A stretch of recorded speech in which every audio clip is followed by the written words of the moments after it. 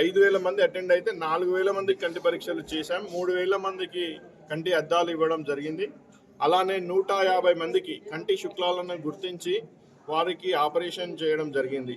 ఇలా కాకుండా ఇంకొక 150 మంది వరకు దాదాపుగా ఎవరైతే కంటి శుక్లాలు పెద్ద సైజులో ఉన్నాయి గుర్తించారో ఇక్కడ చేయలేము, అవి ఇక్కడ మొబైల్ సర్జరీ యూనిట్లో చేయలేము కాబట్టి శంకర నేత్రాలయ వారు చెన్నైకి రిఫర్ చేయడం జరిగింది. సో ఈ యొక్క కార్యక్రమం ఏదైతే ఉందో ఐక్యతా ఫౌండేషన్ ఆధ్వర్యంలో ఇది మాది 2వ క్యాంపు. మొదటి క్యాంపు వెల్దండ మండల్లో జూలైలో జరిగింది, జూలై 29 ఆ టైంలో జరిగింది. కరెక్ట్గా 4 నెలలకు మళ్ళీ నవంబర్లో ఇక్కడ జరిగింది. సో ఒక కంటి కొరకు 25,000 నుంచి 50,000 రూపాయల వరకు ఖర్చు అవుతుంది ప్రైవేట్లో మీరు చేయించుకున్నట్టయితే.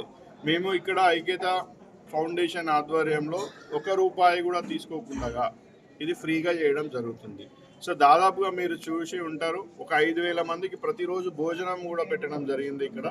సో మాకు ఒక 40 నుంచి 50 లక్షల వరకు ఈ యొక్క ఏదైతే ఎక్స్పెన్సెస్ ఉన్నాయో మాకు వచ్చింది.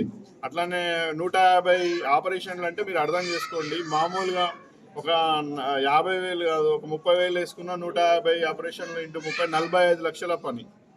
సో దాదాపుగా మేము కవర్ చేసి ఉన్నాం. అలానే కాకుండా కంటి అద్దాలు మీరు చూసినట్టయితే 3,000 మందికి మనం అద్దాలు ఇవ్వడం జరిగింది.